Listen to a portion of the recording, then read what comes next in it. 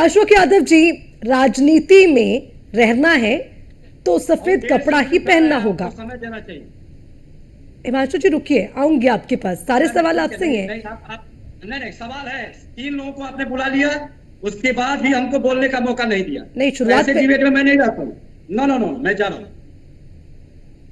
अरे भाग जाइए, कांग्रेस आपको भागना ही पड़ेगा। भगोड़े हैं क्या?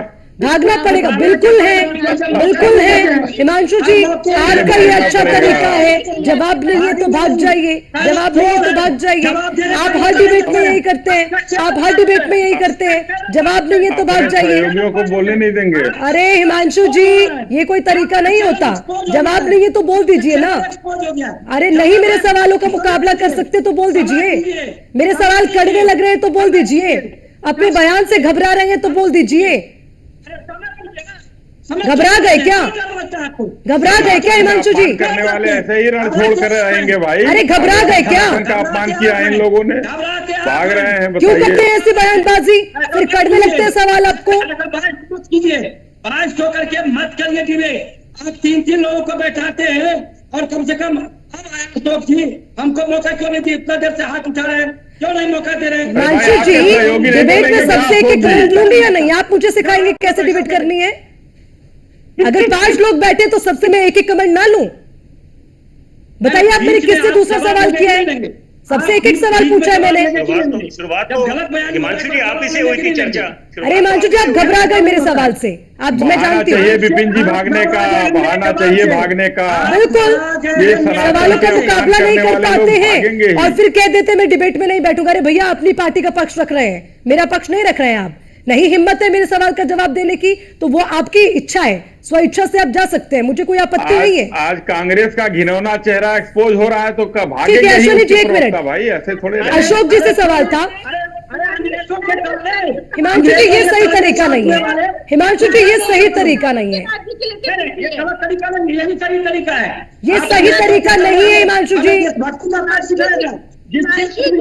मां जानकी को सिर्फ आप डिबेट में बोलते रहिएगा, सिर्फ आप डिबेट में बोलते रहिएगा, बाकी किसी को मौका ना मिले। आपने मौका कर दिया है। हिमांशु जी, सबसे पहला सवाल आपसे था, सबसे पहला सवाल आपसे था। उसके बाद हिमांशु जी, आप डिबेट खोल के देखिएगा, 8 मिनट तक मैंने आपको समय दिया है, 8 मिनट तक आप बोले हैं मेरी डिबेट में। आपने मौका नहीं दिया मुझे। 8 मिनट तक आप बोले हिमांशु जी। अर्चना जी, आप फास्ट होकर के भाजपा के एजेंट के रूप में काम कर रही है। आप सवालों से डरते हैं, सवालों से भागते हैं आप। डर लगता है आपको मेरे सवालों से? रुकिए, बोलिए। अरे ठीक है, बोलिए बोलिए बोलिए। अशोक जी, आपके ही सहयोगी हैं, देखिए आपको बोलने का भी मौका नहीं देते।